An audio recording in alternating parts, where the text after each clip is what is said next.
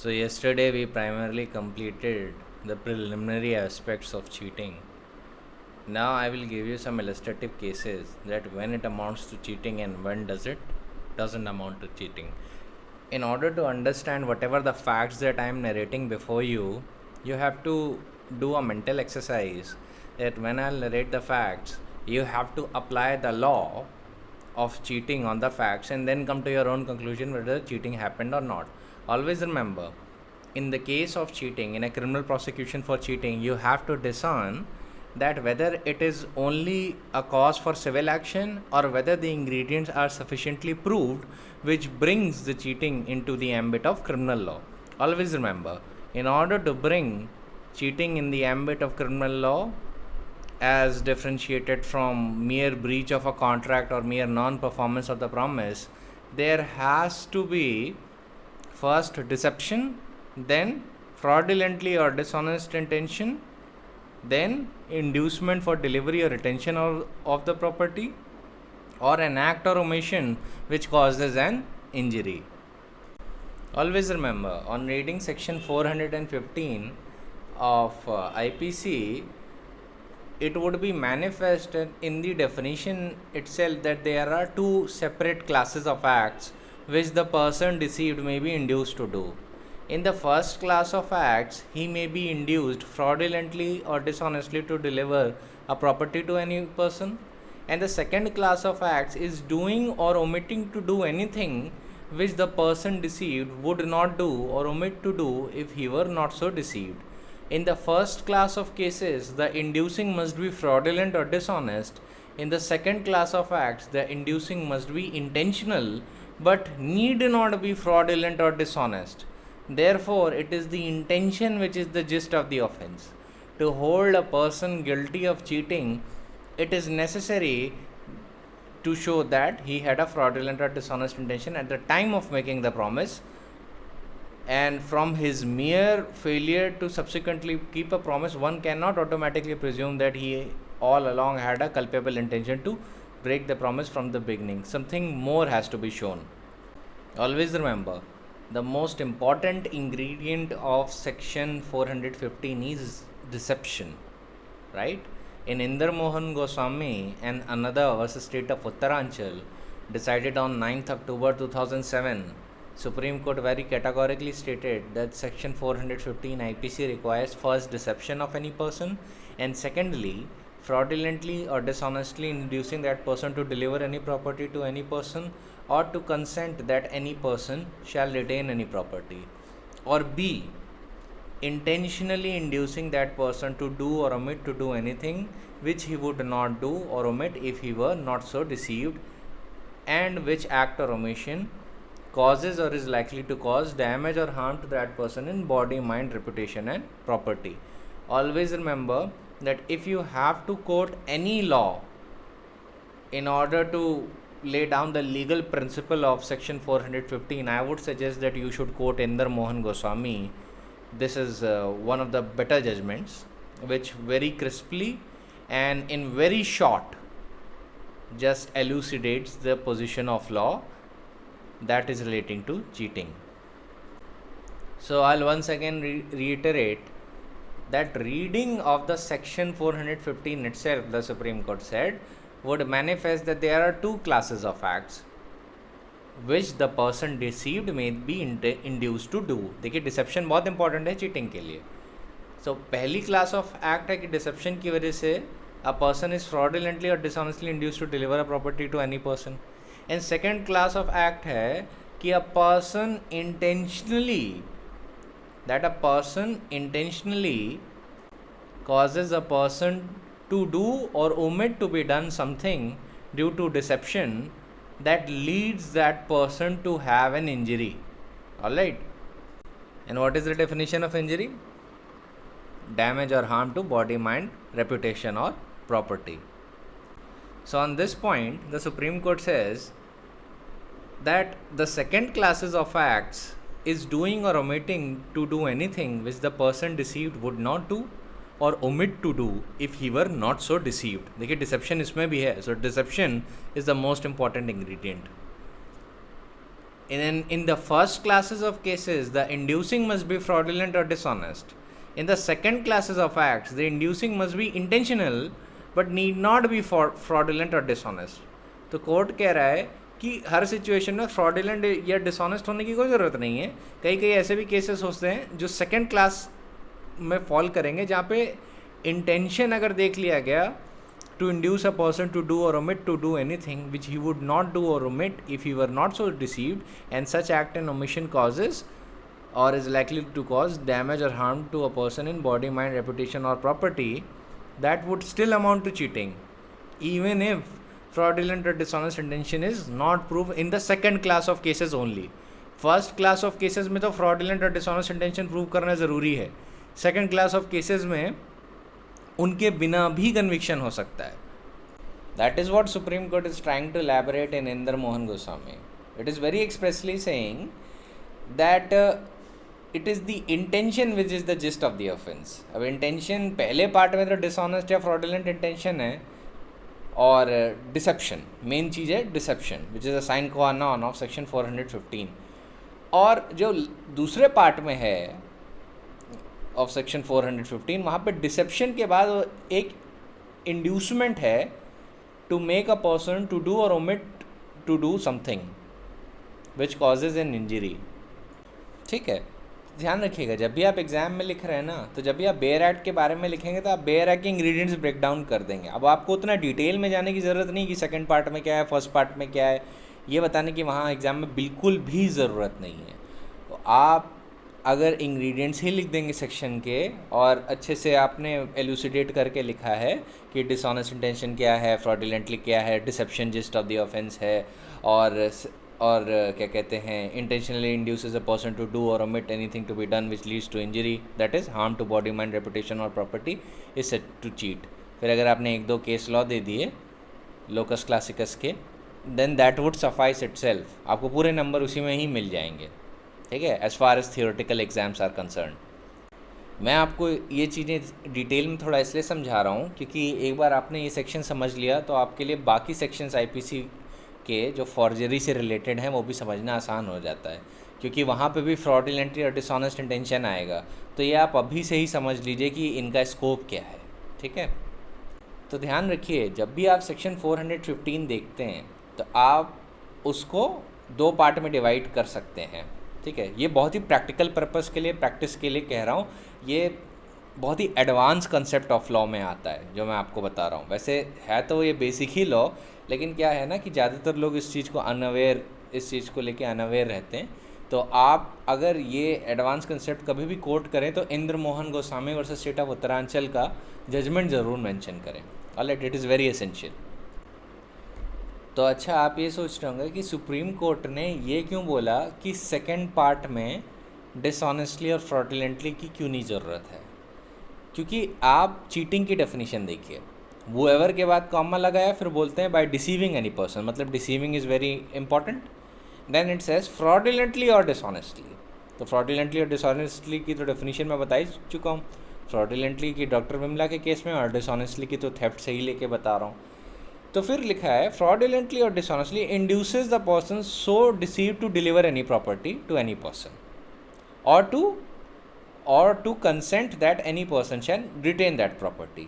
ठीक है, तो ये अभी उसी सीक्वेंस में चल रहा है. अब इसके बाद जो सेक्शन है वो डिसजंक्टिव होता है थोड़ा सा, और कहता है और intentionally induces the person so deceived to omit to do anything which he would not do or omit if he were not so deceived, and which act or omission is likely to cause damage or harm to that person in body, mind, reputation and property is said to cheat. तो इसी वजह से supreme court ने इसको दो parts में divide करके बताया है. ठीक है तो ये एक ही सेक्शन का part, but supreme court has in Indra Mohan Goswami versus State of Uttarakhand for the very reason has divided it in two parts and said that in the latter part, that is the second part, it is not at all essential that you need to prove fraudulently or dishonest intention.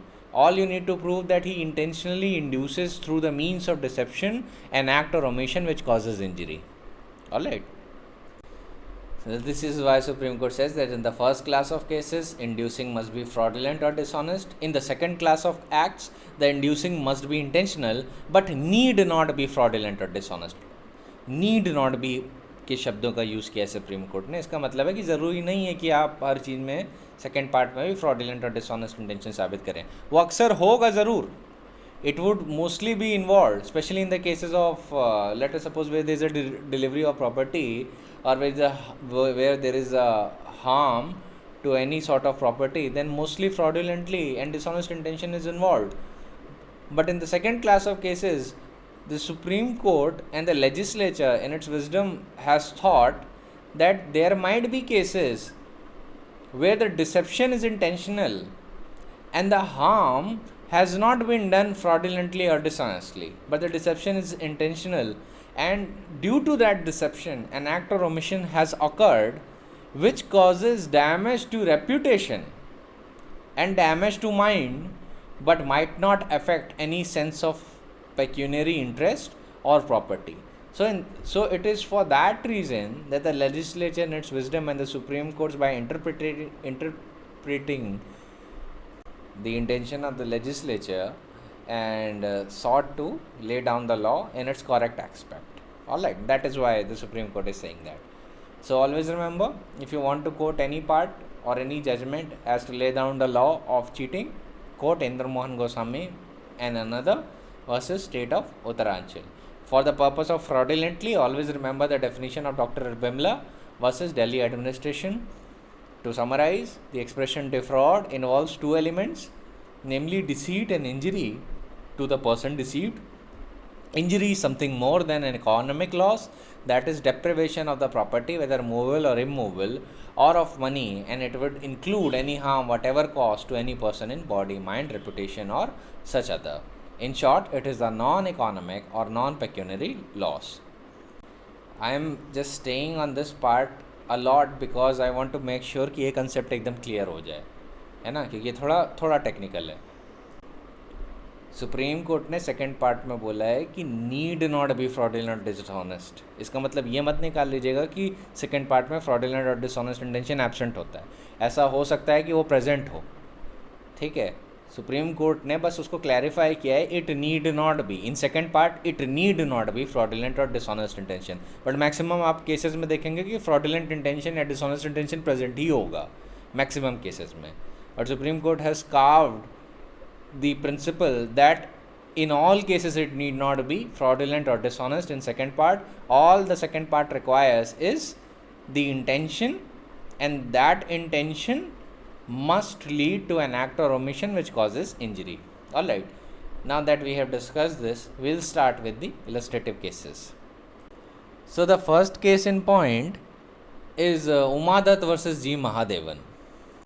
So what happened in this case? In this case, a woman pledged her gold ornaments for a gold loan.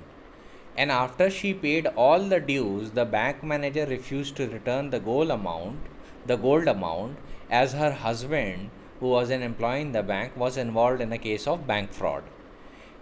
Then in this case, the question was that whether the act of bank managers was dishonest or not. The Orissa High Court held that it was not a dishonest act. Now, before you start analyzing this case law, I will first like to tell you that this is a standard practice of bank that is present within the bank rules, that if, let us suppose, a bank employee is involved in case of bank fraud or is involved in a loan transaction which actually causes loss to the bank, then in that case bank will recover its losses from the employee. Alright, this is the standard operating procedure in the bank. So why did the court held that the act of the manager was not dishonest? The High Court said that the manager was exercising the bank's lien. Alright, उसको technical terms में बोला जाता है banks लीन, कि अगर उसके पास कोई आपकी प्रॉपर्टी है तो वो विदहोल्ड कर लेगा जब तक अपने लॉस को वो रिकवर नहीं करवा ले. Alright, and lien is a right of possession. Lien को लियान भी प्रोनाउंस करते हैं, since it's a French word. Spelling है इसकी LIEN. Alright, it is a possessory right A lien is a form of security interest which is granted over an item of a property to secure the payment of a debt or performance of some other obligation. ये बड़ी simple definition है Lian की और लीन. Alright, तो court ने ये देखा कि किस इंटेंशन के साथ बैंक मैनेजर ने गोल्ड ऑर्नामेंट्स विथहोल्ड किए थे. कोर्ट ने पाया कि बैंक मैनेजर ने स्टैंडर्ड बैंकिंग ऑपरेशन प्रोसीजर्स के हिसाब से जो प्रॉपर्टी थी उसको विथहोल्ड किया. ऑलराइट, तो अगर वो स्टैंडर्ड प्रैक्टिस के अंदर काम कर रहा है और डिपार्टमेंटल रूल्स के अंदर काम कर रहा है, then he has no dishonest mind. Dishonest intention नहीं है, क्योंकि he is acting on the basis of the practices that has been laid down by the instructions of the RBI और instructions of the bank itself. चाहे RBI का instruction हो चाहे bank का instruction हो, बैंकर्स लीन बैंकिंग लॉ में एक बड़ा ही स्टैंडर्ड कंसेप्ट होता है. तो कोर्ट कहता है कि जब बैंक मैनेजर ने प्रॉपर्टी डिलीवर करने से रिफ्यूज़ किया तो उसका डिसऑनेस्ट इंटेंशन नहीं था. He was just exercising his right which was given to him by the standard banking practices. अब ये अलग बात है कि हो सकता है उसका राइट एग्जिस्ट करता हो या ना करता हो, ये चीज़ें आप सिविल साइड पे डिसाइड कर सकते हैं. लेकिन क्रिमिनल लॉ में अगर किसी व्यक्ति का इंटेंशन डिटरमाइन करना है और वो दिख गया कोर्ट को कि उसका जो इंटेंशन है उसकी ओरिजिन लॉफुल राइट में है, चाहे वो जितना भी डिस्प्यूटेड हो, या वो बोनाफाइड बिलीफ के अंदर लॉफुल राइट मान के चलता है कि वो अपना लॉफुल राइट एक्सरसाइज कर रहा है, तो ऐसे केस में in this case that would not amount to dishonest intention. ठीक है, ये वैसे ही है जैसे हायर परचेज एग्रीमेंट में कोर्ट ने बोला था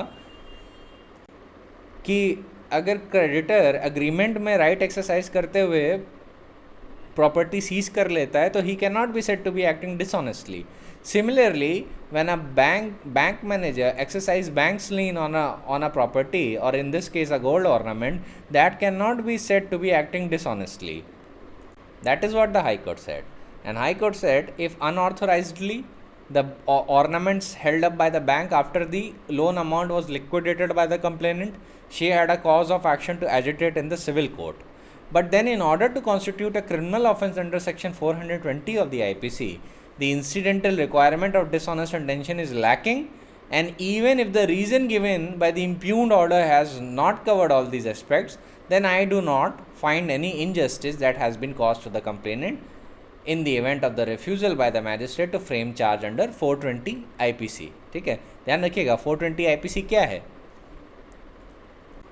It is cheating and dishonestly inducing delivery of a property. Now the next case in point that we will deal with is Mahadev Prasad versus State of West Bengal. ये एक locus classicus है. ठीक है, so what happened in this case?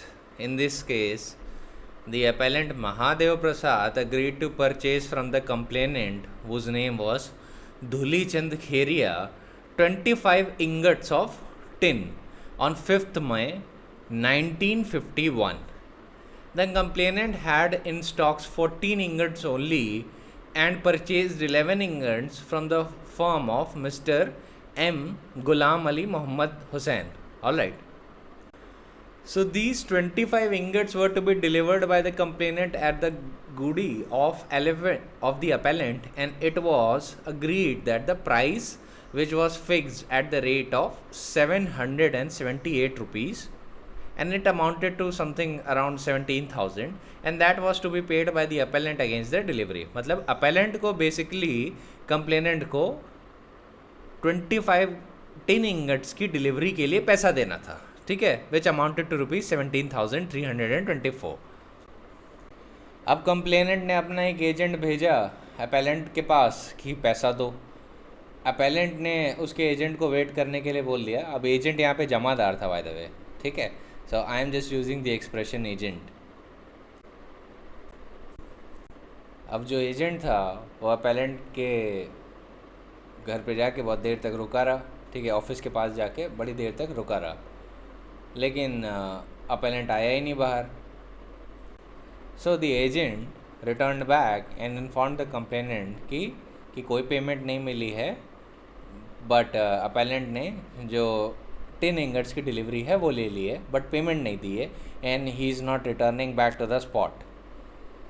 So complainant ने जाके complaint कर दी ना। Complainant का केस ये था कि he was induced to part with these 25 ingots of tin by the appellant's promise to pay cash against delivery, and after that he realized that he was cheated, क्योंकि वो आया parcel लिया जो 10 ingots का था, फिर कहा कि मैं अभी पैसे देता हूँ, पैसे नहीं दिए, गया और फिर लौटा ही नहीं। तो उसने जब कंप्लेन कर दी, अब उसका केस यही था कि जो अपेलेंट है Mahadev Prasad, he had no intention of paying from the very first instance. अब कोर्ट ने क्या क्या रेलेवेंट चीज़ें देखी। First, that the complainant had never known the appellant and had previously no dealings with him prior to the transaction in question. तो complainant would not be anxious to sell goods to the appellant either on credit or even on the fallen market except on the terms as to cash against delivery। क्योंकि ये part supreme court ने क्यों बोला, क्योंकि appellant कह रहा था कि complainant was anxious to sell the goods to the appellant। तो कोर्ट ने देखा कि जब कंप्लेनेंट आपको जानता नहीं, पहचानता नहीं, तो anxiety to sell goods to a stranger तो हो नहीं सकती, ये पहली चीज़ है।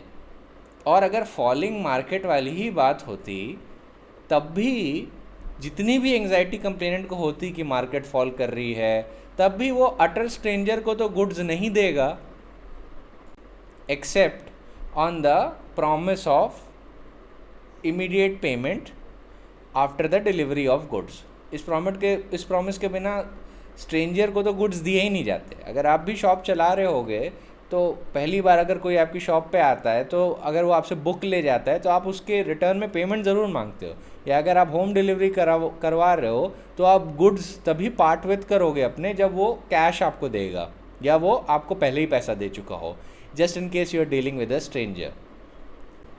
तो सुप्रीम कोर्ट ने अपेलेंट के कंटेंशन को तोड़ दिया और सीधे बोला कि चाहे कंप्लेनेंट की जितनी भी एंग्जाइटी हो, the complainant would not trust the appellant who was an utter stranger to him and give him delivery of goods except on the terms that the appellant paid the price of the ingots delivered to him in cash, and that position was not affected by the fact that market was rapidly declining।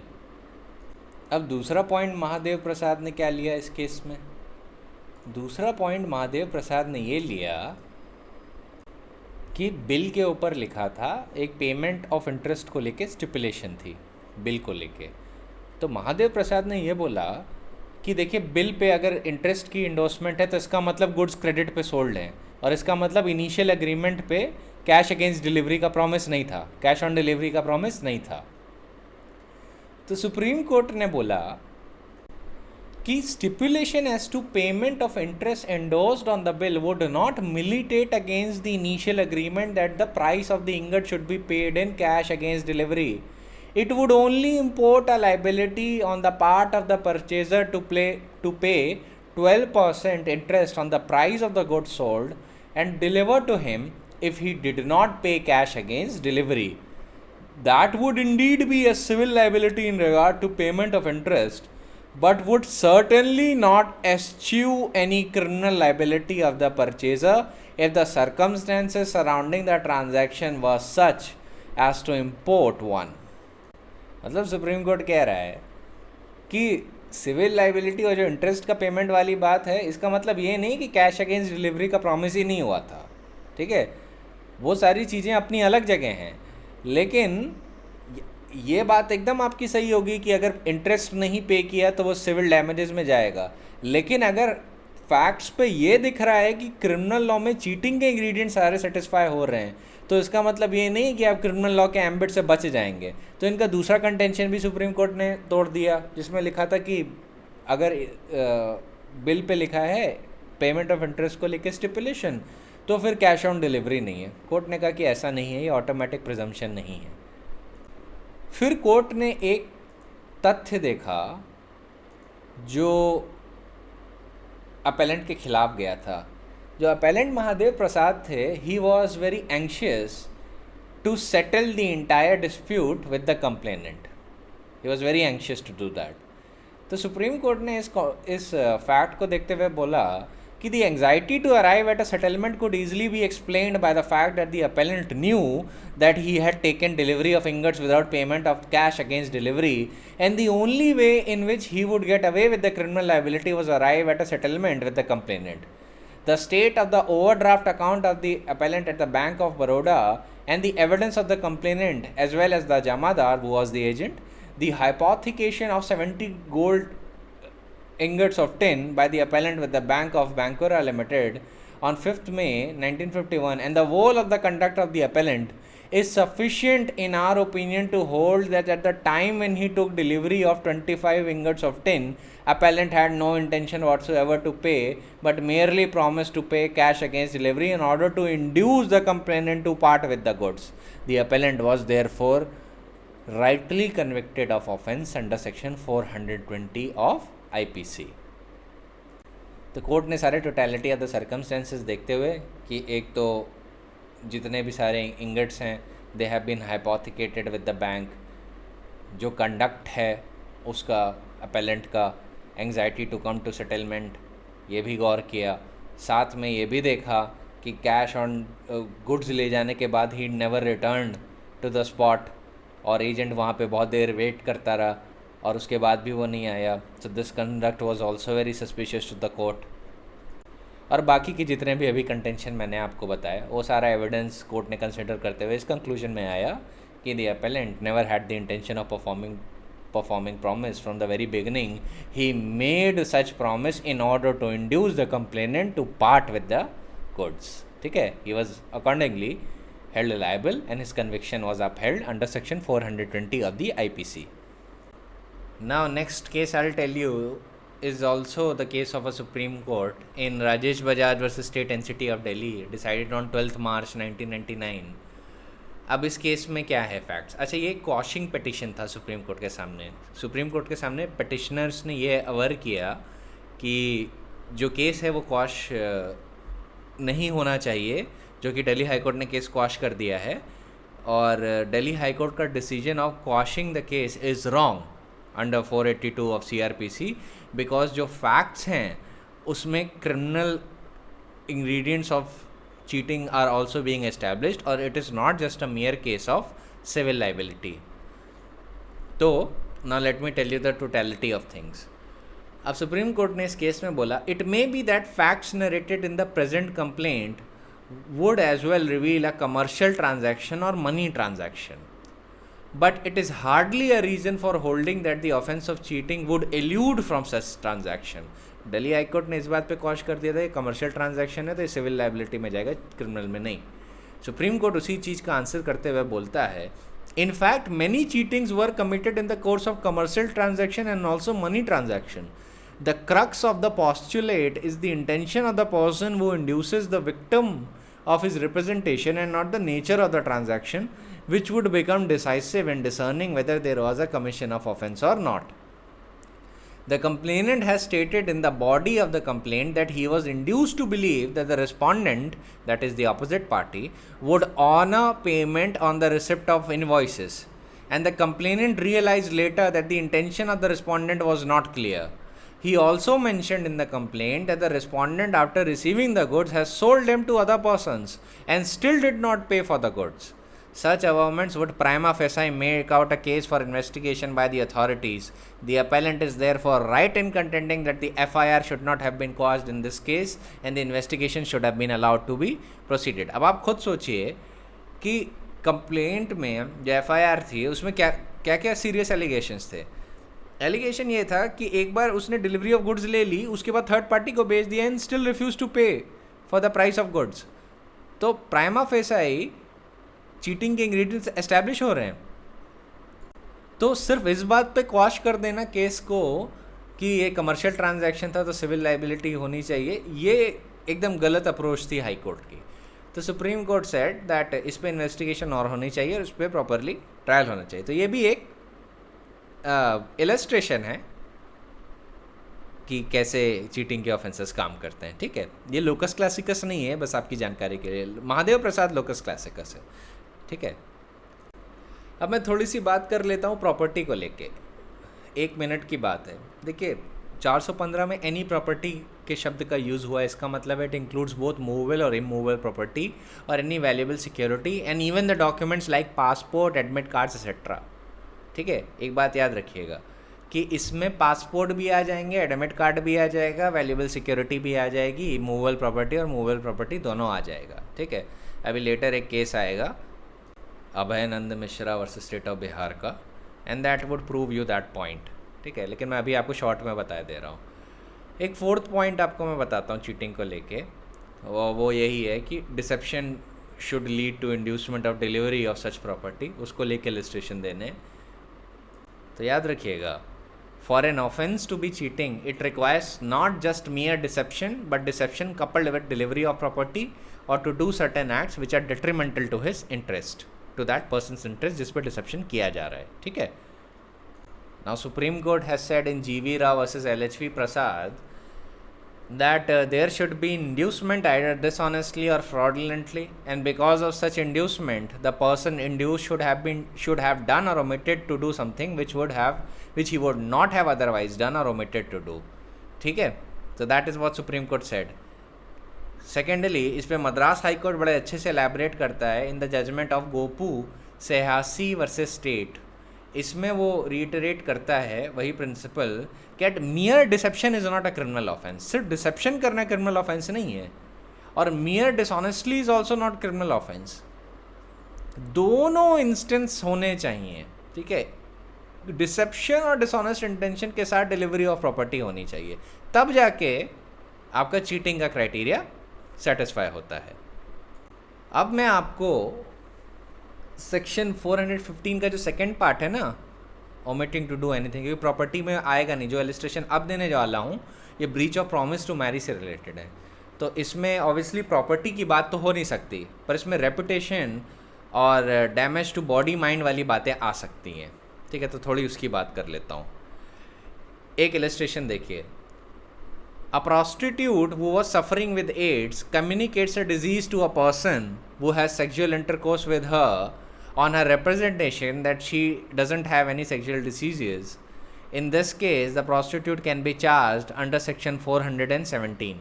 ठीक है, first and also 420, क्योंकि इस representation की वजह से he has also paid money, that is Y 420 will also apply. अब एक case बताता हूँ, ये बहुत एंशियंट केस है, रकमा 1886, volume number 11, Bombay High Court, page number 59. In this, a prostitute communicated syphilis to a man who had sexual intercourse with her on the strength of her representation that she is free from diseases. She was held guilty of cheating. Now I will tell you the case of Ravi Chandran versus Maria Ammal. 1992 Criminal Law Journal, page number 1675. So in this case, the accused made a representation in shape of a promise that he would marry the complainant, and subsequently he made to accept his request by sharing the bed together, and accordingly they shared the bed, which resulted in pregnancy of the woman. When pregnancy came to light, the accused declined to marry. Accused was prosecuted for offence of cheating under 470 of the IPC, and seeking to quash the proceeding, the accused approached Madras High Court under section 482 of the CRPC, जहाँ पे high court quash कर सकता है FIR और कोई भी complaint या criminal law का प्रोसेस इनहेरेंट पावर में अपनी। तो उस मैटर को डिसमिस करते हुए मद्रास हाई कोर्ट क्या बोलता है, वो बोलता है कि averments made in complaint do prima facie point out false representation said to have been made by the petitioner in the sense of himself making a promise to marry her and believing such a promise. The respondent succumbed to his carnal desire in the sense of sharing her bed with him at his request. But for the representation so made and the deception practiced upon her, she would not have been a party for sharing her bed with the petitioner on the relevant date, which is said to have resulted in her becoming pregnant. The allegations as stated in the complaint do prima facie establish an offence under 417 of the IPC, requiring him to undergo the ordeal of trial. Further, the court below has already examined 8 witnesses after taking the complaint on file with the subjective satisfaction that prima facie the case has been established against the petitioner.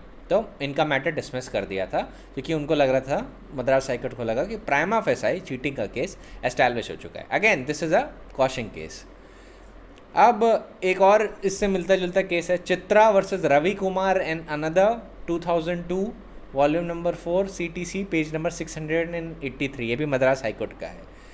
This was also a similar case of promise of sharing bed, and the victim then became pregnant, and thereafter the accused declined to marry the victim. The accused was convicted under 417 of the IPC in this case. इसमें conviction हुआ था. ठीक है. अब आपको consent की जो position मैंने बताई थी उदय वर्सेस स्टेट ऑफ कर्नाटका में, उसको याद करना है और उसके कंटेक्स्ट में ये बात समझनी है जो अभी आप सुनने जा रहे हैं. ठीक है. ये है कैलकाटा हाई कोर्ट का judgment Abhay Pradhan versus state of West Bengal. ये Uday versus state of Karnataka में भी रेफर हुआ था. तो एक बात का आप ध्यान रखिएगा कि आप जितने भी केसेस में कन्विक्शन देख रहे हैं ना चीटिंग के लिए, अभी मैंने जो जो केस बताया आपको, उन दोनों की टोटल फैक्चुअल सिनेरियो में एक पेक्यूलियरिटी थी. पेक्यूलियरिटी ये थी कि वहाँ पे ये एस्टैब्लिश हो गया था कि जो प्रॉमिस था that was false from very inception. इन दोनों ही केसेस में ये जरूर एस्टैब्लिश हुआ था कि promise was false from very inception. And in Chitra versus Ravi Kumar it was also conclusively established before the court that the promise of marriage was false from very inception. तो आपको पता है वहाँ पे कंसेंट विशिएट हो जाती है because of misconception of fact for the purpose of section 375. और यहाँ पे भी चीटिंग के भी ऑफेंस में ये सेकेंड पार्ट में जाता है, क्योंकि false promise of marriage with no intention of performing it would fall under the purview of intentional deception, which induces a person to make an act or omission which causes damage or harm in body, mind, reputation or property. तो property तो यहाँ पे नहीं होगा, but it may cause harm in body, mind and reputation. ठीक है. Chastity is an import of reputation itself. ये बात याद रखिएगा. तो मैंने आपको उस टाइम पे भी बताया होगा कि जो breach of promise to marry होते हैं उसमें दो, अगर कन्विक्शन हो गया, अगर पूरे फैक्ट्स एस्टैब्लिश हो गए कि the promise was false from very inception and the women was not educated, और वुमेन को पूरी तरीके से धोखे में रखा गया था और वुमेन ने सोली उस प्रॉमिस पे रिलाई करके कंसेंटेड टू सेक्सुअल इंटरकोर्स. ध्यान रखिए ये सारे इंग्रेडिएंट्स बड़े स्ट्रिक्ट हैं. The women should solely rely on this false promise. उसके अलावा कोई ग्राउंड नहीं होना चाहिए, वरना कन्विक्शन नहीं होगा. तो जब ये इंग्रेडिएंट सेटिस्फाई हो जाते हैं तो I told you that time also कि 376 में तो कन्विक्शन होगा ही पनिशमेंट फॉर रेप के लिए. चीटिंग में भी कन्विक्शन होता है फॉल्स प्रॉमिस टू मैरिज वाले केसेस में. हर केस में नहीं होता, लेकिन जहाँ पे ये दिख जाता है कि the promise to marry was false from very inception and on that basis the sexual intercourse was committed, then there is a conviction of cheating as well. तो अब मैं आपको चीटिंग के कंटेक्स्ट में वो सारी चीज़ें समझाता हूँ. अब देखिए, अभी तो 2 मैंने आपको कन्विक्शन के केसेस बता दिए. अब कैलकाटा हाईकोर्ट की पोजीशन सुनिए. Abhay Pradhan versus state of West Bengal, और यही Uday versus state of Karnataka में अप्रूव हुआ था 376 के पॉइंट ऑफ व्यू में. अब इसमें जो चार्ज लगा था 376 का भी लगा था और 420 IPC का भी लगा था, और एलिगेशन था कि sexual intercourse was committed with the victim on the pretext of false promise of marriage, under the pretext of marriage. अब जो डिवीजन बेंच थी कैलकाटा हाईकोर्ट की, उन्होंने अक्यूज्ड को अक्विट कर दिया और बोला कि mere promise to marry and later withdrawing the said promise will not amount to offence of cheating as defined in section 415 IPC.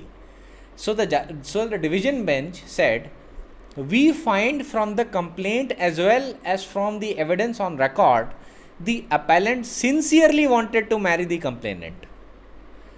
When he proposed to marry the complainant, his parents assaulted him and drove him out of their house.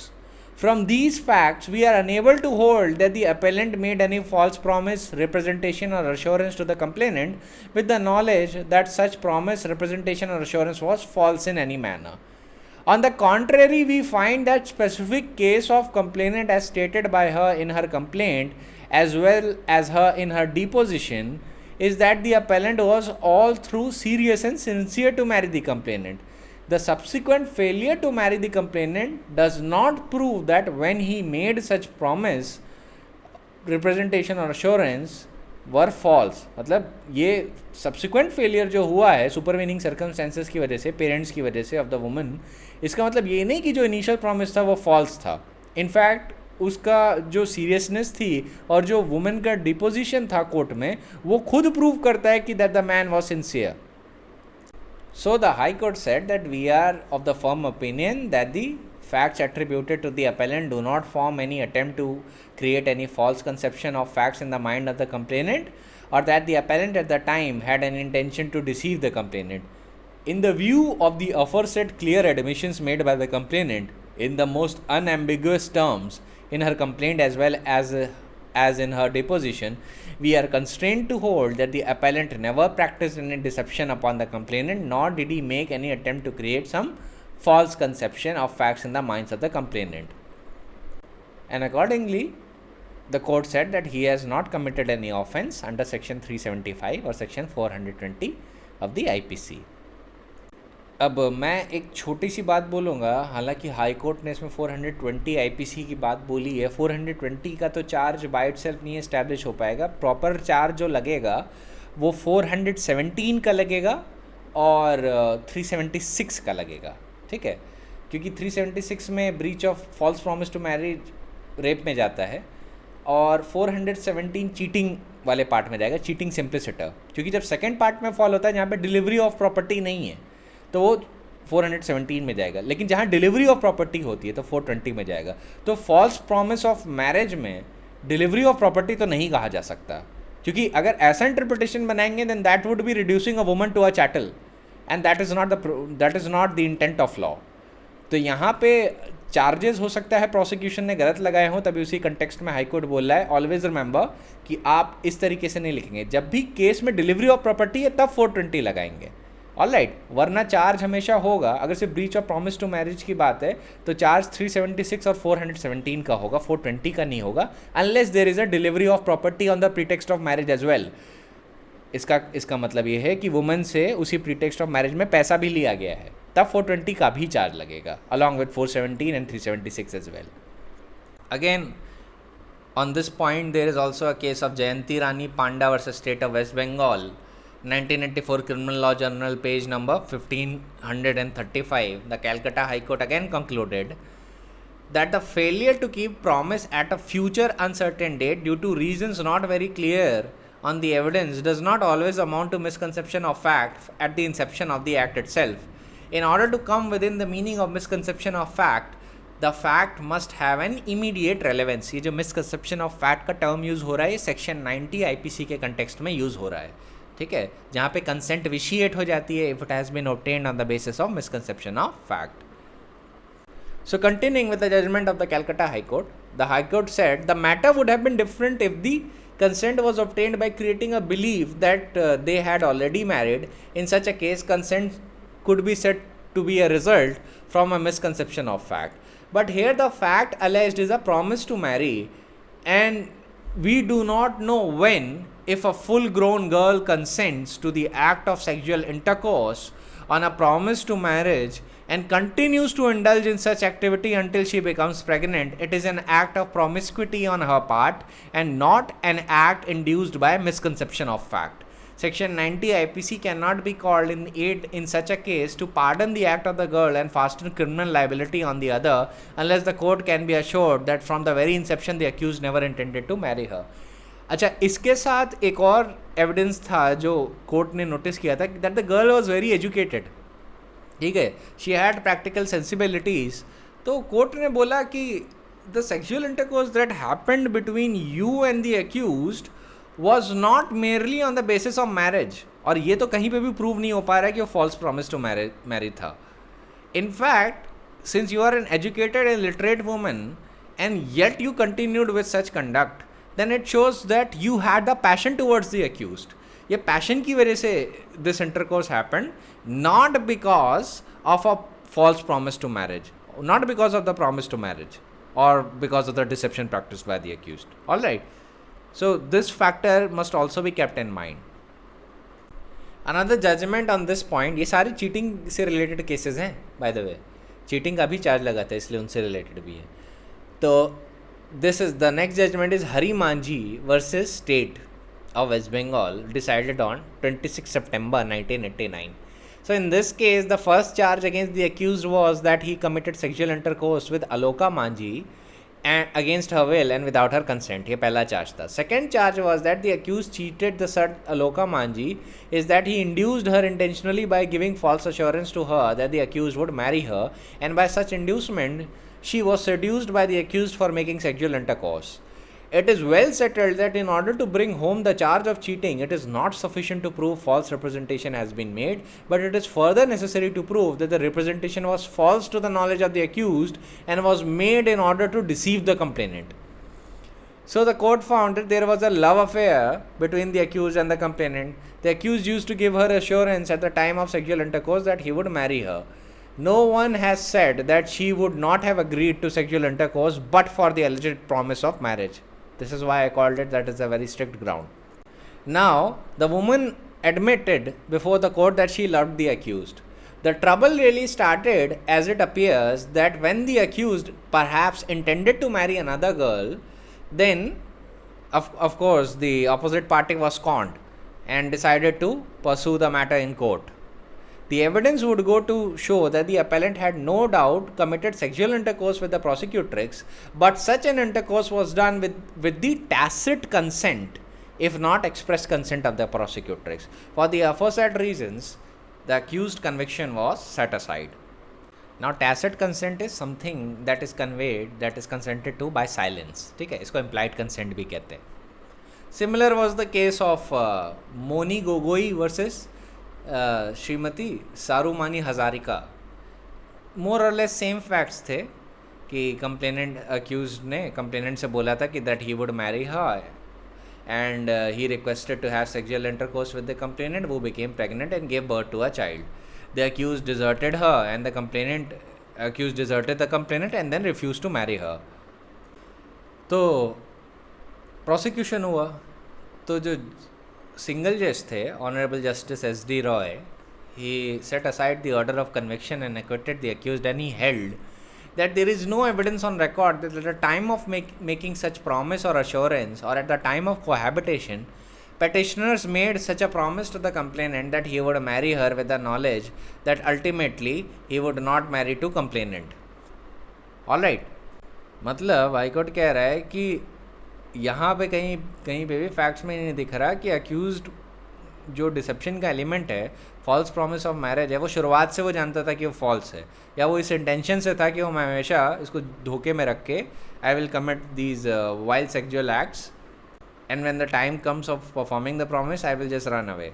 Alright, so वहाँ पे वो facts पे नहीं हुआ. तो court ने बोला, had the petitioner made the promise honestly and bona fide during or before the alleged intercourse, then the petitioner could be convicted under section 417 IPC for his failure to keep the promise. There may be hundreds of factors for which an accused may fail to keep his promise. He may even change his mind for various reasons, foul or honest. Failure of the petitioner to keep a promise to marry the opposite party may, under circumstances of the case, may amount to mere breach of promise or contract. In the view of illustration G of section 415 of the IPC, it is evident that breach of promise or contract simpliciter without any proof of the fact that the promise or representation was made by the petitioner with the knowledge that he would not marry the opposite party will bring the case within the meaning of 415 IPC and section 417 IPC, but not otherwise. Alright, तो वहाँ पे भी वही बात आ गई कि जो false promise of marriage है वो अक्यूज को पता होना चाहिए कि it is falls from the very beginning, पहली चीज़.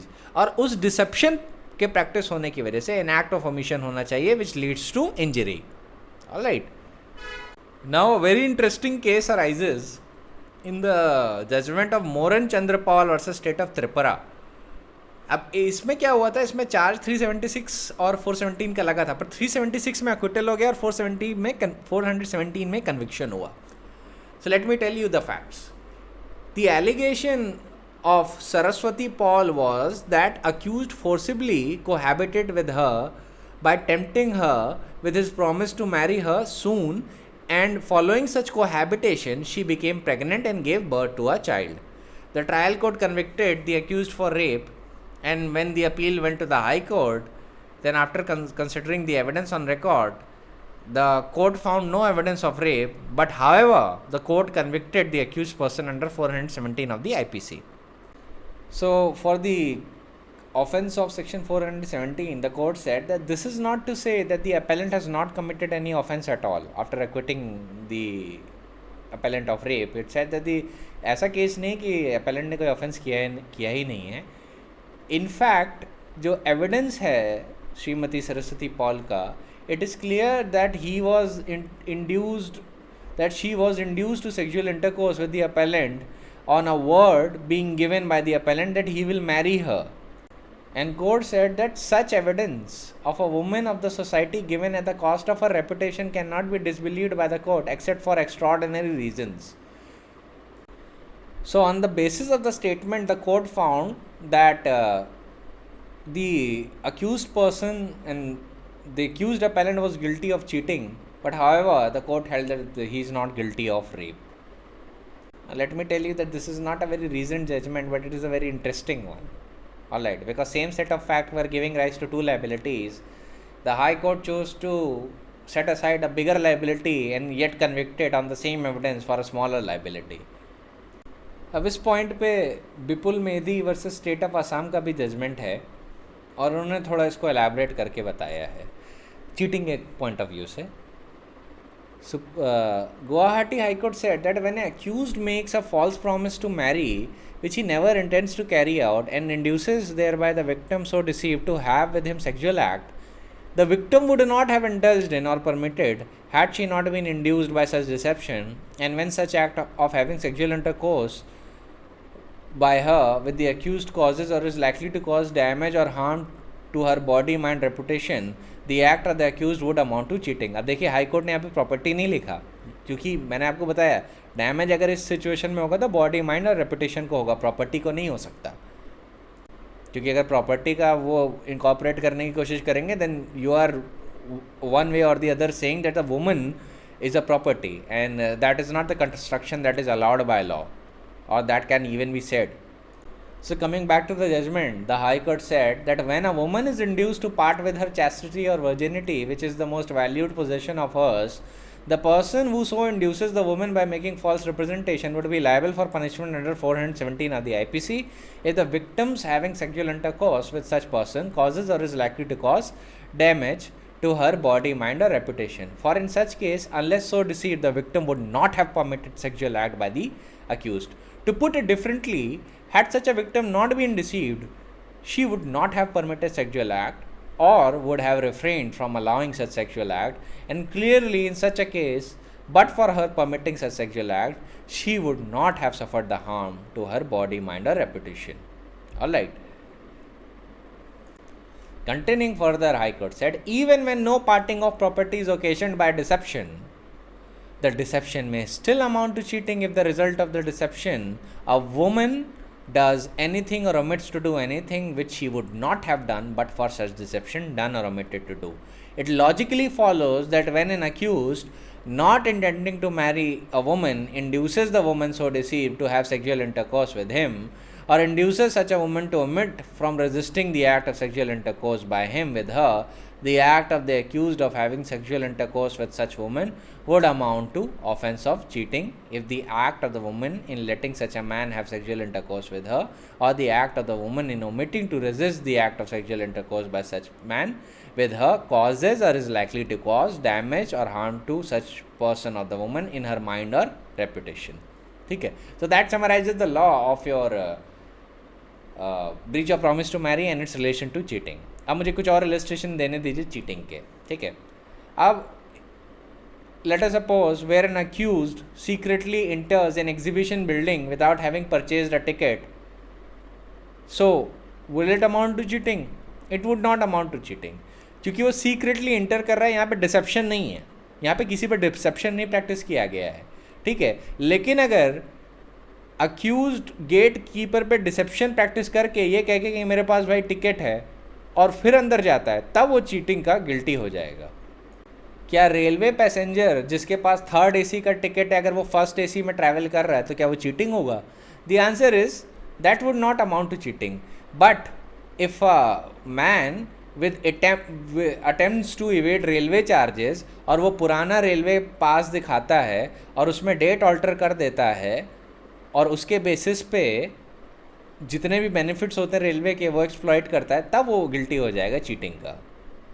Similarly merely taking thumb impressions on a blank paper will not amount to cheating अगर blank paper पे impressions लेने के बाद उसके आगे कुछ भी ना किया जाए। Alright, if nothing further is done, then in that situations mere taking of thumb impressions will not amount to cheating. Similarly, अगर कोई person claims degrees और qualifications जो उसके पास नहीं हैं और having board indicating those qualifications, तो वो attempt to cheat कहलाएगा। अगर उसके बेसिस पे कोई चीट हो गया और अपनी उसके बेसिस पे वो पैसा दे दिया उसने किसी काम को करने के लिए ऑन द रिप्रेजेंटेशन कि उसके पास वो डिग्री या क्वालिफिकेशन है, तो वो चीट का ऑफेंस पूरा हो जाएगा। जब तक वो फॉल्स बोर्ड होर्डिंग्स लगा के रखता है, पोस्टर लगा के रखता है कि उसके पास क्वालिफिकेशन या डिग्री है, तब तक वो अटेम्प्ट टू चीट है। तो अगर जो फेक लॉयर्स होते हैं, जो फेक मेडिकल डॉक्टर्स होते हैं, जो अपना वो लगा के रखते हैं, क्या कहते हैं, बोर्ड लगा के रखते हैं, पोस्टर, या अपने ऑफिस में उन्होंने कई जगह के प्राइजेस लगा रखे होते हैं, मेडिकल डिग्री लगा रखी होती है, तो अगर उनके पास सच में वो डिग्री नहीं है, वो फेक डिग्रीज हैं, तो ये अटेम्प्ट टू चीट होगा। और अगर उसके बेसिस पे कोई अपने मनी से पार्ट कर गया तो वो चीटिंग का ऑफेंस कंप्लीट हो जाएगा। Then he will be punished with section 420 IPC। अगर मान लीजिए अक्यूज पर्सन किसी को डिसऑनर्ड चेक देता है या ऐसा चेक देता है जो उसे पता है कि उस बैंक में उसका बैंक अकाउंट ही नहीं है, या ऐसा चेक देता है जिस बैंक बैलेंस में जिसके बैंक अकाउंट में ज़ीरो बैलेंस है and the accuse person knows about it, तो in that situation he will be guilty of cheating as well. अब एक चीज़ याद रखिएगा, जो damage of body, mind or reputation or property है ना, ये बहुत नेसेसरी है कि जो हार्म हो वो पर्सन डिसीव्ड को हो, कोई थर्ड पर्सन ना करे वो। ठीक है, कि लेट अस सपोज ए और बी एक दूसरे को डिसीव करना चाहते हैं, सॉरी बी नहीं, ए बी को डिसीव करना चाहता है और सी ये सारी बातें सुन रहा है, उसके बेसिस पे वो डिसीव हो जाता है, ए के फॉल्स एश्योरेंस के बेसिस पे वो डिसीव हो जाता है, वो कहीं पे पैसा लगा देता है, तो ऐसी सिचुएशन में ही वोंट बी लायबल। कल मैंने आपको गोल्ड माइन वाला एग्जाम्पल बताया होगा, आई थिंक मुझे याद आ रहा है, ये गोल्ड माइन वाला एग्जाम्पल मैंने कल बताया था। तो ऑलवेज रिमेंबर कि हार्म उसी को होना चाहिए जिस पर डिसेप्शन प्रैक्टिस किया गया है, उसको नहीं थर्ड पर्सन को। If you remember that example जो गोल्ड माइन वाला मैंने कल बताया था, एक बार फ्री बता देता हूँ जस्ट इन केस। ए जो है वो बी को डिसीव करना चाहता है, वो कहता है एफ का स्टेट खरीद लो, उसके नीचे गोल्ड माइन है, फॉल्स अश्योरेंसेस दे रहा है और वो चाहता है कि मैं बी को सुंडल कर लूँ because B is a man who can be easily impressed. See ये सारी बातें सुन रहा है, वो सोचता है अरे गोल्ड माइन है एफ के स्टेट के नीचे, वो सीधे एफ के घर जाता है, उसे प्रॉपर्टी खरीद लेता है। टर्न्स आउट की गोल्ड माइन है ही नहीं उसके नीचे, तो वो मान लीजिए चीटिंग का प्रोसिक्यूशन अगर स्टार्ट करता है ए के खिलाफ, तो क्या वो सक्सीड करेगा? आंसर है नहीं सक्सीड करेगा, क्योंकि डिसेप्शन यहाँ पे कहाँ पे किस पे प्रैक्टिस हो रहा था? बी पे। डिसीव हो गए सी, तो बेसिकली टोटली उनकी फॉल्ट थी। यहाँ पे एक्ट कॉजा कॉजाइंस नहीं है। ठीक है, सो अब एक दूसरा केस बताता हूँ, ये भी समझने के लिए सुनिएगा। लोकस क्लासिकस है, Ramjas versus state of Uttar Pradesh, 11 सितंबर 1970 को डिसाइड हुआ। अब इस केस में the finding of fact that was recorded, उसमें ये था कि oath commissioner was induced to attest the affidavit by deception practiced by the appellant in wrongly identifying a person as Govind Ram, जबकि वो रियलिटी में गोविंद राम नहीं था। ठीक है, so the act done by oath commissioner of attesting the affidavit could not possibly cause any damage or harm to the oath commissioner in body, mind, reputation or property. The oath commissioner was obviously not induced to deliver any property to anybody by this wrong identification, nor was he induced to consent that any person should retain any property. Thus, the facts found in this case did not constitute the offence of cheating at all. Now, just let me talk about section 416 real quickly. अब section 416 कहता है cheating by personation, A person is said to cheat by personation if he cheats by pretending to be some other person or by knowingly substituting one person for another or representing that he or any other person is a person other than he or such other person really is.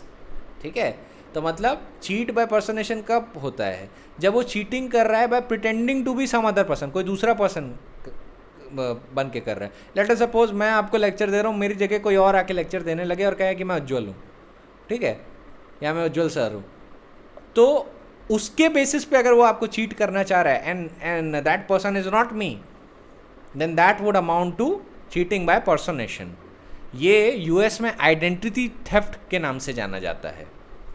Second ingredient क्या है 416 का? और by knowingly substituting one person for another. जैसे कि अभी गोविंद राम वाले case में देखा, किसी दूसरे आदमी को खड़ा कर दिया, बोला ये गोविंद राम है, वो रियलिटी में गोविंद राम नहीं थे. और representing that he or other person is a person other than he or such other person really is. ठीक है, तो ये 3 इंग्रेडिएंट है चीटिंग बाय पर्सनेशन के.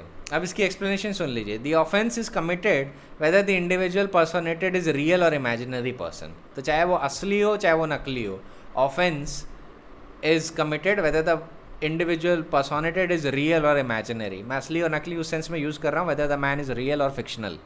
ठीक है, एक फिक्शनल कैरेक्टर को रियल बना के दिखाना और उसके बेसिस पे डिसेप्शन प्रैक्टिस करके प्रॉपर्टी से पार्ट कराना with dishonest or fraudulent intention, that would amount to cheating. तो इसका एक इलस्ट्रेशन है. A cheats by pretending to be a certain rich banker of the same name. A cheats by personation. Illustration B, A cheats by pretending to be B, a person who is deceased. A cheats by personation. तो B मर चुका है तो उसको A pretend कर रहा है कि A ही B है. तो ये एक्सप्लेनेशन में चला गया जहाँ पे लिखा है कि whether the individual personated is real or imaginary. ठीक है, अब मैं इस पर एक बात कर लेता हूँ कास्ट कंसिडरेशंस की. क्या अगर एक आदमी बोले कि ये ब्राह्मण की कास्ट का है या क्षत्रिय की कास्ट का है या किसी भी कास्ट या रिलीजन का है, and it turns out that person does not belong to that caste, या मैं किसी को दिखाऊँ कहूँ कि ये पर्सन उस प्रोफेशन को बिलोंग करता है, इंजीनियर है, लॉयर है, डॉक्टर है, ठीक है, और आप देखते हैं कि ऑनलाइन एक ऐसा ही नाम है किसी व्यक्ति का and that person is a doctor or lawyer, and turns out that the person I am showing to you is actually impersonating that person. तो क्या ये चीटिंग बाय पर्सनेशन की डेफिनेशन में आएगा? तो आंसर है कास्ट कंसिडरेशन का भी और इस सेकंड सिनेरियो का जो मैंने मेंशन किया, दोनों ही चीटिंग बाय पर्सनेशन की कैटेगरी में आएगा. अब एक केस सुनिए, क्वीन वर्सेस दब्बी सिंह एंड अदर्स, लोकस क्लासिकस है. अब इसमें Calcutta high court convicted a person under section 417 who had bought 2 girls and palmed them off as women of a much higher caste than they really were, and married to the 2 Rajputs after receiving the usual bonus. It was further held that 2 Rajputs who married the 2 girls on the faith that they were marrying the women of their own caste and status were fraudulently and dishonestly induced by deception to do a thing, that is to say, marriage of a woman of a caste wholly prohibited to them, which but for deception practiced upon the accused they would have omitted to do. Similarly, there is the case of Queen Empress versus Ramka Kaum Sadhu. ये सारे पर्सनेशन पे हैं. इसमें था कि the prostitute may be charged for cheating under 417 if the intercourse was induced by any misrepresentation on her part that she did not suffer from syphilis. Then again a locus classicus, Queen versus Pudomini. ये है 1886 का, criminal site पे report हुआ in weekly criminal reporter page number 98. इसमें a person was induced to part with his money and to contract a marriage under the false impression that the girl he was marrying was a Brahmini. The person who induced the complainant into marrying that girl was held liable for punishment under section 417 of the IPC. इसी तरह a false representation as to bachelor would also amount to cheating by personation. So where the accused dishonestly induced the complainant and his daughter to go through the marriage ceremony professing himself to be a bachelor while he had a wife living, it was held that this act amounted to an offence both under 416 and 417 as harm was caused to the complainant and his daughter to their body, mind, reputation and even to their property. ये case है MNA आचार versus doctor DL Rajagopal. ये 1997 criminal law general NOC page number 288 Karnataka high court में report हुआ. ठीक है. Similarly एक ऐसी पोजीशन इमेजिन करिए कि जहाँ पे एक आदमी दूसरे का एडमिट कार्ड लेके उसके बिहाफ पे एग्ज़ाम देने जाता है तो वो भी चीटिंग बाय पर्सोनेशन हो जाएगा. ऑलराइट, मान लीजिए एडमिट कार्ड मुझे मिला है प्रीलिम्स का एग्ज़ाम क्वालिफाई करने के बाद, आप मेरा एडमिट कार्ड लें और मेरी फ़ोटो हटा दें और प्रिटेंड टू बी मी. ठीक है, that would be cheating by personation. Similarly there was this case that where the accused representing himself to be B at the university examination got a hall ticket under the examinee's name and wrote the papers in B's name. It was held that the accused has committed cheating by personation and the offense of forgery. Now you would be surprised कि India में किसी और के behalf पे exam देना कब से चल रहा था. ये क्वीन एम्प्रेस वर्सेस सोशी भूषण के फैक्ट्स हैं. 1893 में रिपोर्ट हुआ है ये. ठीक है. सिमिलरली एक और चीज़ याद रखिएगा कि where A personates B at the examination and passes it and obtains the certificates in B name and thereupon applied to have his own name entered in the list of candidates, then that would also amount to cheating by personation. किसी और को impersonate करके जो qualify करके exam और ख़ुद को दिखाना, that would amount to cheating.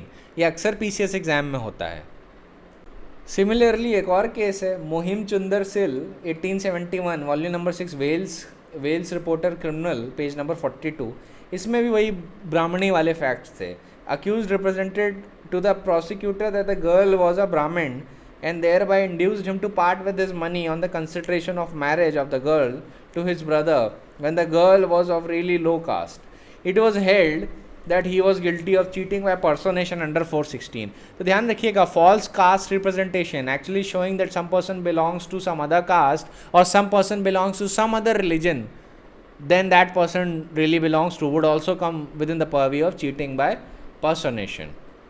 So if a man, let us suppose, pretends to be Akshay and in reality he is Akbar and he never discloses this fact to the woman with whom he is marrying, and after the marriage discloses the reality of the fact, he would be guilty of cheating by personation as well. Similarly, securing appointment from government officials by producing fake letters from minister and also by posing to be the brother of a minister would be constituting an offense of cheating by personation and also the offense of forgery. ठीक है. ये state of UP versus Ramdhani के facts हैं. 1987 criminal law journal page number 933. ध्यान रखिएगा, इसका जो citation है ये क्रिमिनल लॉ में साइट हुआ था, क्रिमिनल लॉ जर्नल में साइट हुआ था 1987 में. ठीक है. क्योंकि इसी नाम से एक मर्डर केस भी है, तो कंफ्यूज मत हो जाइएगा. ये जितने भी इलस्ट्रेशन मैं बता रहा हूँ सिर्फ समझने के लिए, ये याद नहीं करना है आपको. ठीक है. This is not for the sake of remembering, बस ये आपको समझाने के लिए बता रहा हूँ कि कास्ट कंसिडरेशन भी इस कैटेगरी में आते हैं. इस कंसिडरेशन में पर्सोनेशन भी आता है. पर्सोनेशन तो आपको समझना बहुत आसान हो गया. इस कंसिडरेशन में ये भी आता है कि एक आदमी किसी दूसरे के एडमिट कार्ड के बेसिस पे एग्ज़ाम देने लगे. ठीक है. या किसी दूसरे के बिहाफ पे अपीयर कर जाए एग्ज़ाम में, that would amount to the same thing. ठीक है. तो पर्सोनेशन, एक और सवाल आता है कि पर्सोनेशन कहाँ से शुरू होगा. तो पर्सोनेशन वहीं से शुरू हो जाता है where the man starts pretending a particular person. As soon as a man by word, act or sign holds himself forth as a person entitled to vote with the object of passing himself off as the person and exercising the right which that person has, he has personated him. ठीक है. ये बात याद रखिएगा. Waste में इसको, लेकिन US में इसको आइडेंटिटी थेफ्ट कहते हैं, चीटिंग बाय पर्सनेशन नहीं कहते. अब अभयनंद मिश्रा का केस बता देता हूँ. ये लोकस क्लासिकस है, याद कर लीजिएगा इस केस को. ठीक है. मतलब पूरे फैक्ट नहीं याद करने, बस केस का नाम याद रखिएगा. ये जब भी कोट करेंगे एग्जामिनर इस केस को ज़रूर पहचानेगा. It is a very classic case. अब इस केस में the appellant applied to Patna University for permission to appear at 1954 MA examination in English as a private candidate, representing that he was a graduate having obtained his BA degree in 1951 and he had been teaching in a certain school. Believing his statements, the university authorities gave him the necessary permission, and on his remitting the requisite fees and sending the copies of his photograph as required, a proper admission card was given to him.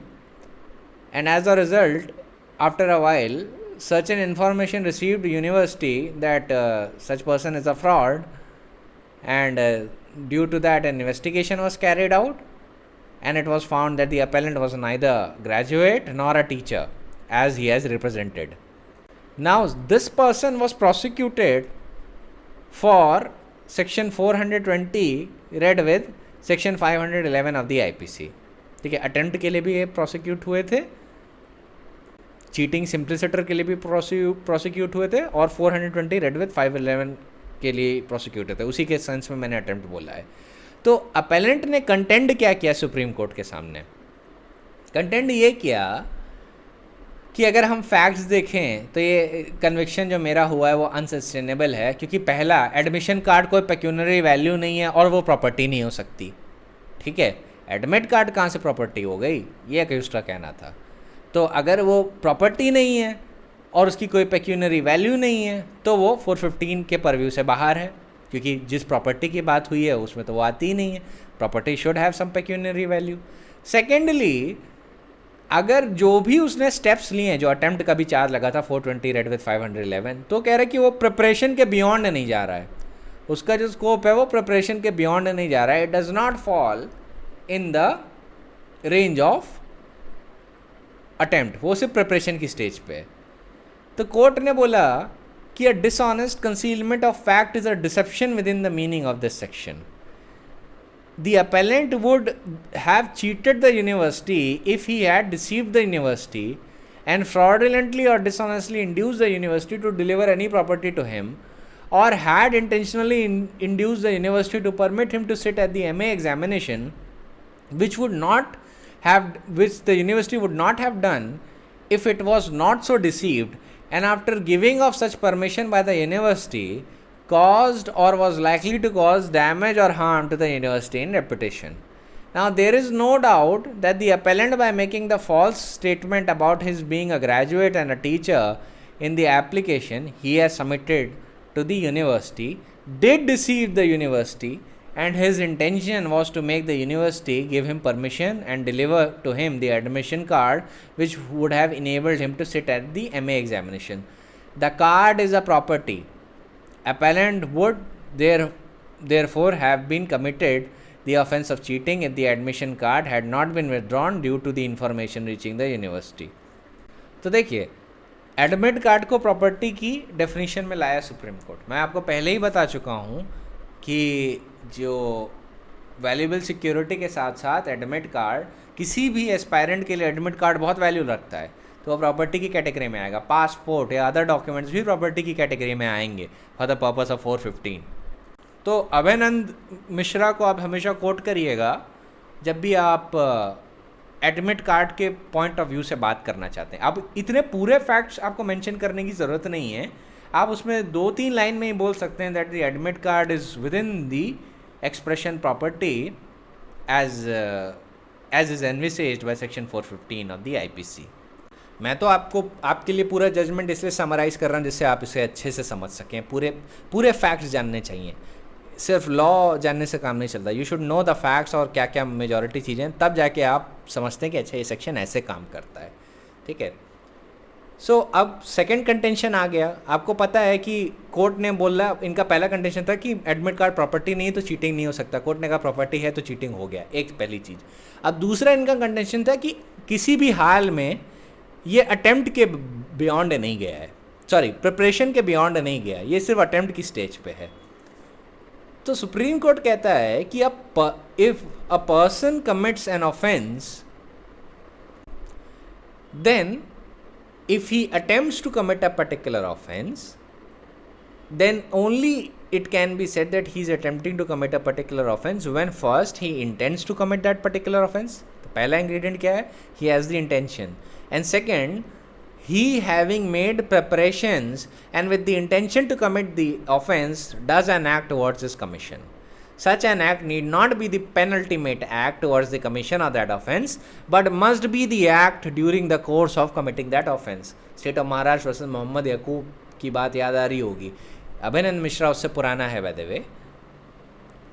So when the Supreme Court gave this definition ना, तो दोनों contention defeat हो गए अभिनंदन मिश्रा के. उन्होंने बोला as far as attempt is concern, attempt तो तभी कमिट हो जाता है when after making preparation you do any act coupled with the intention towards the commission of offence. ऐसी एक्ट को पेनल्टीमेट एक्ट होना ज़रूरी नहीं है, ठीक है, वो उससे पहले भी एक्ट्स भी उसकी कैटेगरी में आते हैं. प्रॉक्सिमेट लिंक अगर दिख गया तो कोर्ट कन्विक्ट कर देगा.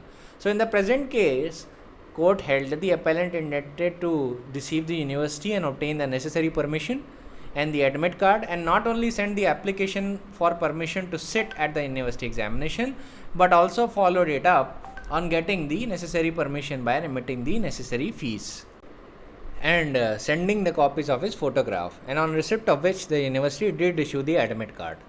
There, it is therefore hardly any scope for saying that the appellant had actually done that what the appellant has actually done did not amount his attempting to commit the offence and had not gone beyond the stage of preparation. Court ने कहा कि आप preparation के आगे जा चुके हैं, attempt की स्टेज पे आ गए.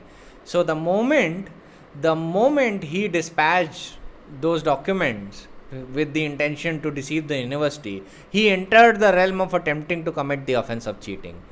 He did succeed in deceiving the university and inducing it to deliver the admit card. He just failed to get it and sit for the examination because something beyond his control took place, inasmuch as the university was informed about his being neither a graduate nor teacher. आप supervening circumstances की वजह से defeat हुए थे. तो in this case attempt का भी matter satisfy हो गया है, और एज फार जो प्राइमरी कंटेंशन की एडमिट कार्ड प्रॉपर्टी ही नहीं होता तो वो तो एकदम ही गलत है. Admit card is within the purview of the expression property. अब next case in point is Ram Prakash Singh versus state of Bihar. अब इसमें क्या हुआ था?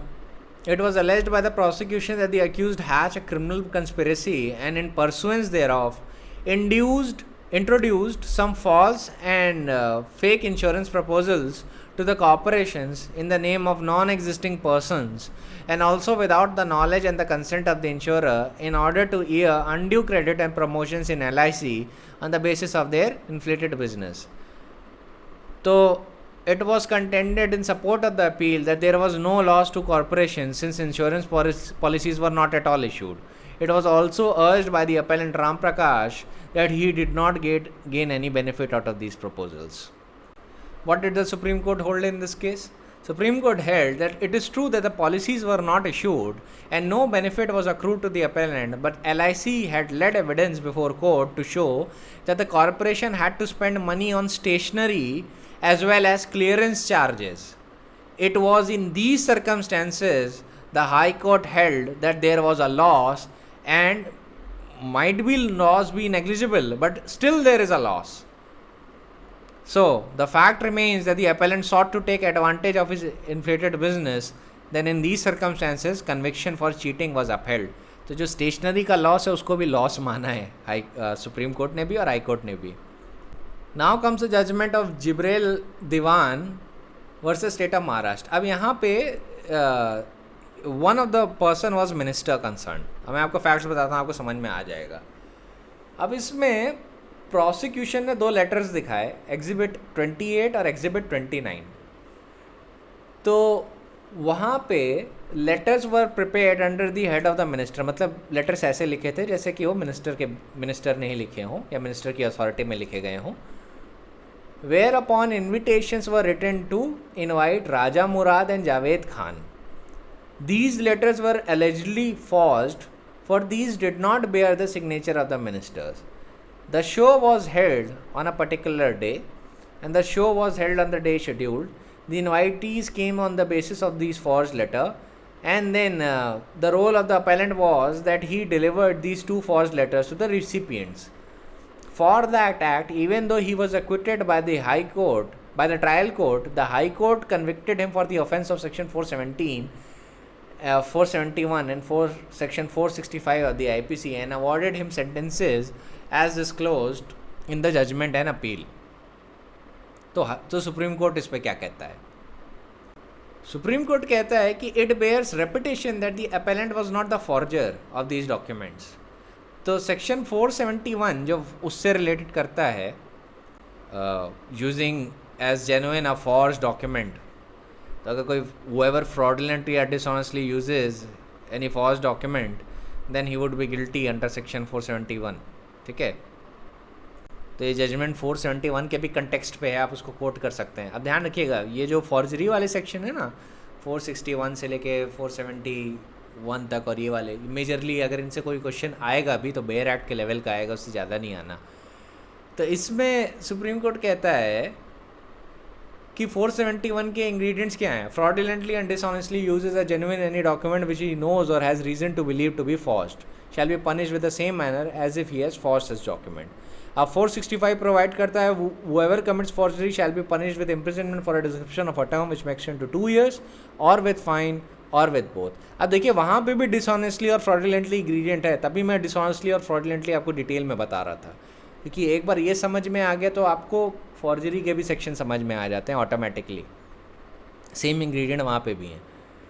तो कोर्ट कहता है कि now the words dishonestly has been defined to mean that whoever does anything with the intention of causing wrongful gain to one person and wrongful loss to another is said to do that thing dishonestly. Fraudulently के लिए has been defined to mean that a person is said to do a thing fraudulently if he does that thing with the intent to defraud but not otherwise. अब एक judgment है जो supreme court ने court किया, doctor S Dutt versus state of UP.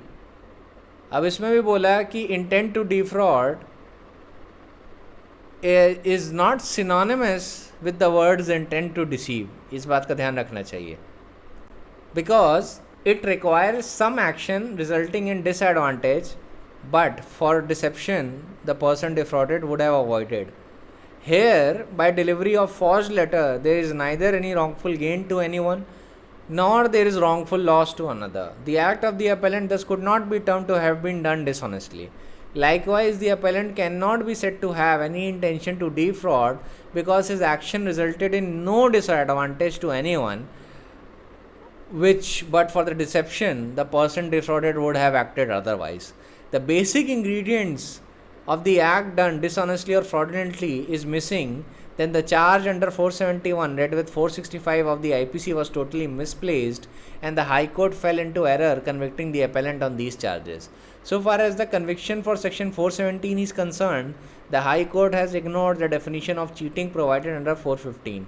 The High Court has gone to hold that the accused cannot be held guilty for offence of 420 because there was no cheating of any valuable or property involved in the act or omission of the appellant. It has just been concluded therefrom that the appellant would therefore be guilty for 417. मतलब high court कह रहा है कि 420 में आपका conviction नहीं हो रहा तो आपका 417 में कन्विक्शन होगा. यही हाई कोर्ट कहना चाह रहा था और सुप्रीम कोर्ट ने इसको एरोनियस बात मानी है. सुप्रीम कोर्ट ने बोला है एकदम गलत तरीके से हाई कोर्ट चला है कि ये आपने चीटिंग की डेफिनेशन पे ध्यान ही नहीं दिया. हाई कोर्ट ने बस इतना देखा कि 420 में कन्विक्शन नहीं हो रहा क्योंकि वैल्यूएबल प्रॉपर्टी इन्वॉल्व नहीं है, तो इसलिए आपका कन्विक्शन 417 में होगा. तो supreme court said what is deductible is that the High Court perhaps thought that the act or omission of the appellant was not covered in the first part of the offence of cheating as defined in 415 of the IPC.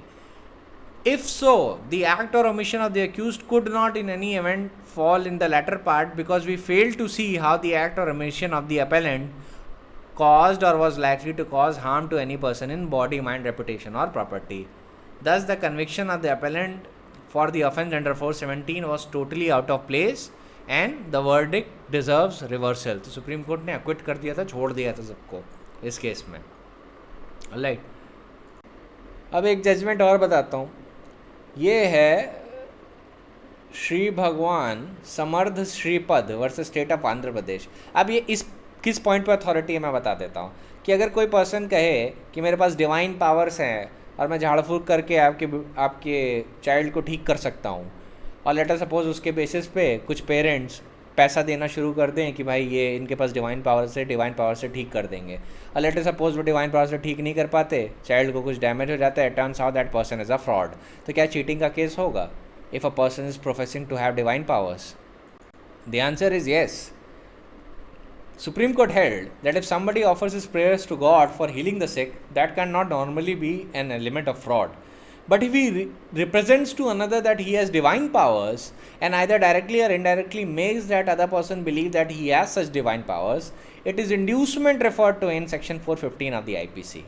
Anybody who responds to such inducement pursuant to it and gives the inducer money or other article does not get the entire result is a victim of the fraudulent representation. The court in such situation presume that the offence of cheating falling within the ambit of section 420 of the IPC has been committed. मैं क्यों आपको ये ratio बता रहा हूँ, क्योंकि देखिए एक लाइन में समझा देना किसी से भी आसान है कि डिवाइन डिस्प्लेजर, अगर कोई बोले मेरे पास डिवाइन पावर्स हैं और उस बेसिस में मैं हील कर सकता हूँ, तो वो चीटिंग के डेफिनेशन में आ जाएगा. तो यू नो वॉट को आपने सेटिस्फाई कर दिया, you are aware about the position कि इसमें क्या होगा, but you don't know why. तो मैं वाई को इसलिए आंसर कर रहा हूँ जिससे आपको वॉट भी आंसर हो और वाई भी आंसर हो.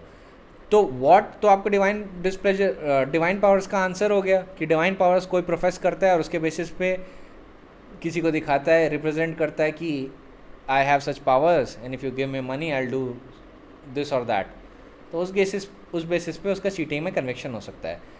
पर वाई का आंसर वहाँ पे फॉलो होता है कि चीटिंग का कौन सा इंग्रेडिएंट सेटिस्फाई हो रहा है. तो चीटिंग के 2 इंग्रेडिएंट सेटिस्फाई हो रहे हैं, डिसेप्शन एंड इंड्यूसमेंट और फ्रॉडुलेंट रिप्रेजेंटेशन, और उसके बेसिस पे डिलीवरी ऑफ द प्रॉपर्टी. ये पार्ट सेटिस्फाई हो रहा है, that is why the conviction is there. ठीक है. अब there is one more case. अब ये किसी भी डिवाइन और उससे रिलेटेड नहीं है, ये है कि थिएटर, ये रिप्रेजेंट करते थे कि इनका एसी कूल्ड थिएटर है. ठीक है. पुआलापेल David and another versus state of Kerala का केस है. ये रिप्रेजेंट किया करते थे कि मेरे एसी कूल्ड थिएटर है, और जब टिकट लेके सब लोग आ जाते थे तो ये एसी बंद कर दिया करते थे इलेक्ट्रिसिटी बचाने के लिए. तो कोर्ट ने इसको चीटिंग माना और इनको कन्वर्ट कर दिया, क्योंकि आप रिप्रेजेंट कर रहे हैं एसी कूल्ड थिएटर है, जब सब आते हैं तो आप एसी बंद कर देते हैं. दैट इज़ चीटिंग, क्योंकि किस इंड्यूसमेंट और किस चीज़ की वजह से उन्होंने टिकट बाय किया है कि एसी कूल्ड थिएटर है, और अगर आप एसी बंद ही कर देंगे it means that you have no intention of performing your part of the bargain. So in that situation ये भी किस चीज़ में आता है, ये भी इस केस में चीटिंग की डेफिनेशन में आता है. अब एग्जाम्पल्स देखिए, इन सारी चीज़ों के न्यूमरस हो सकते हैं. मैंने ये सारा एक एग्जॉस्टिव चीज़ आपके लिए तैयार करके रख दी. चाहे तो मैं आपको और इलस्ट्रेशन दे दूं, बट चीज़ें ऐसे ही चल रही हैं. 1-2 और दे देता हूं आपको. अब एक पटना हाईकोर्ट का केस है, अखिल किशोर राम वर्सेस एम्परर. अब इसमें एक एडवर्टिजमेंट था एक गुप्त वशीकरण मंत्र का. मैंने पोस्टर में जो एडवर्टिजमेंट में दिया गया है आपके स्टडी नोट्स में दिया हुआ है. अब इसमें जो मेन चीज़ है मैं आपको बताता हूँ. इसमें मंत्र को 7 बार पढ़ना था and a person had to look at the moon 15 times without shutting up their eyes even for a moment, and after having a sound sleep and have the desired object in your heart, and after that success मिल जाएगी. तो गुप्त मंत्र था, तो इसका एक advertisement दिया जा रहा था. अब हाई कोर्ट ने जब देखा कि इस बेसिस पे कई लोगों को सुंडल कर लिया गया है, इस बेसिस पे कई लोगों से मनी लिया गया है, तो हाई कोर्ट ने वो एडवर्टाइजमेंट देखा एंड इट फाउंड कि देखिए पहली बात तो 15 मिनट लगातार 7 बार मून की तरफ देखना without shutting your eyes is impossible, पहली चीज़. दूसरी बात, एक कंडीशन लगी हुई थी गुप्त मंत्र में कि आप किसी को बताएंगे नहीं कि आप ये कर रहे हैं, क्योंकि अगर आपने ऐसा किया तो मंत्र अपनी वैल्यू खो देगा. साथ में इन लोग ने रिवॉर्ड भी लगा रखा था 100 रुपीज़ का कि अगर मंत्र झूठा साबित हो जाए तो आप हमको क्या कहते हैं, तो हम आपको 100 रुपये देंगे. तो इस पर हाई कोर्ट कहता है कि from the facts and the internal evidence these compositions are a work of no aesthetic or a dreamer but of a hard-headed businessman with organizing capacity and a flair for publicity. So we know that he advertises widely and employs a staff of 4 clerks. The elements of human nature to which the appeal is being made is not of industry and patience but laziness and greed. So totality of the facts को देखते हुए he was held liable for cheating और 7 साल का पूरा imprisonment मिला था, क्योंकि भाई ऑब्वियसली जिन लोगों ने गुप्त मंत्र खरीदा था काम तो करना नहीं था, है ना. तो इस सिचुएशन में all of the accused person was held liable.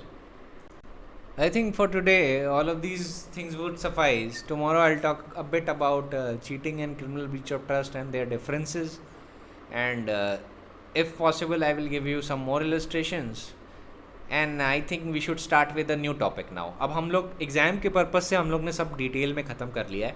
अब हम लोग नए नए टॉपिक से ख़त्म कर सकते हैं. अब वो जल्दी जल्दी ख़त्म हो गए because they are small topics, बड़े नहीं हैं. जो एग्ज़ाम और प्रैक्टिस के पर्पज़ से जो सबसे मोटे मोटे टॉपिक थे वो अब ख़त्म हो चुके हैं.